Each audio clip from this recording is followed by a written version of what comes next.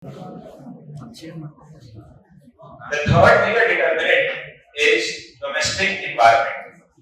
What happens within the domestic territory of a country is very important for its foreign policy. In fact, our first Prime Minister Jawaharlal Nehru said that foreign policy is an extension of domestic policy. He did not differentiate between foreign policy and domestic policy. Foreign policy was an extension of domestic policy.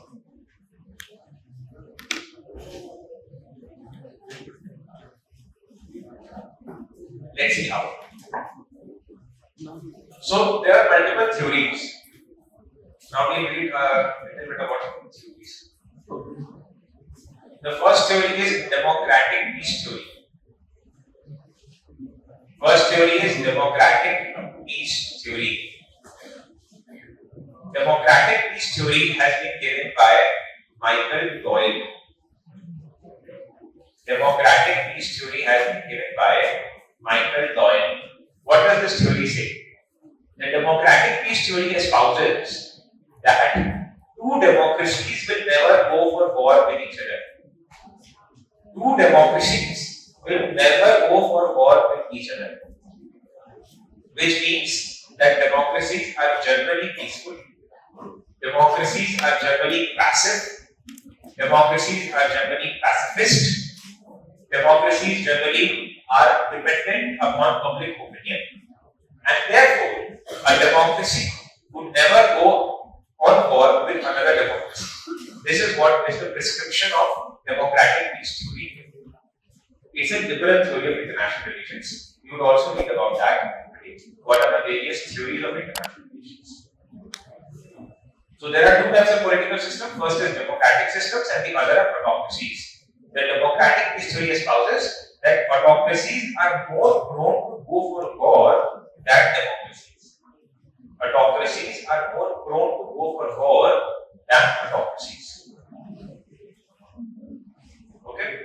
So the first determinant of any political system and its foreign policy is its form of government. If it is a democracy, as per the democratic peace theory, it is less likely to go for war compared to if it is an autocracy. The second is social system. If a country is diverse, generally it has an inclusive foreign policy. If a country is diverse, which means that the country is heterogeneous, the country has multiple plural cultures, ethnicities, religions, then if a country is diverse, it has an inclusive foreign policy. If a country is homogeneous, like China, it has exclusive foreign policy. It has an exclusive foreign policy.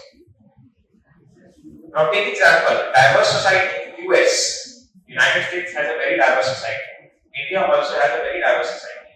And therefore, we have a very inclusive foreign policy. Whereas homogeneous societies like China has a very exclusive foreign policy. Inclusive means we try to take everyone along. We speak of ideas like Vasudha. Whereas if it is homogeneous society like China, they would say China first. So the second important determinant within domestic environment is social system, whether the country is diverse or homogeneous. The third is the role of state governments. Now what is happening is that in a country like India, which is so diverse, the state governments, which means that the federal and provincial governments, are playing a role in itself in deciding the course of foreign policy. For instance, you all know there is a conflict with Sri Lanka in 1980s with respect to the Sri Lankan Indian Tamils. There was conflict between the Buddhists and the Indian Tamils in Sri Lanka, and this led to the major conflict where a terrorist organization named LTTE came up in Sri Lanka. And the Indian state of Tamil Nadu pressurized the Indian government to send IPKF to Sri Lanka. That also led to the loss of the life of our then Prime Minister Rajiv Gandhi when certain LTTE terrorists killed him in a public eye.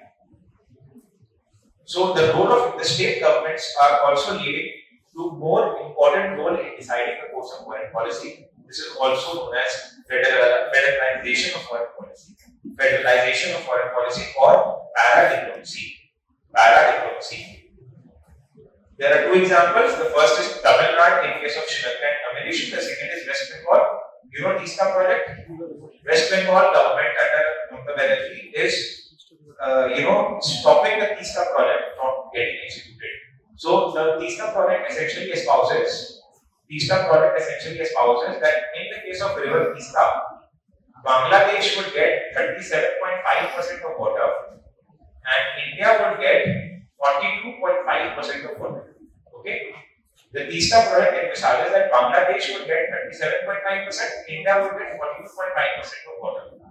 But the state of West Bengal claims that this would remove the rights of the farmers of West Bengal from accessing the river waters of TISCA. And since it became a political issue, the Indian government could not go ahead with that and TISCA project remained blank. So the state of West Bengal actually used its political constituency and capacity to influence a course of foreign policy. So the role of the state governments are also pushing beyond their role in case of foreign policy decision.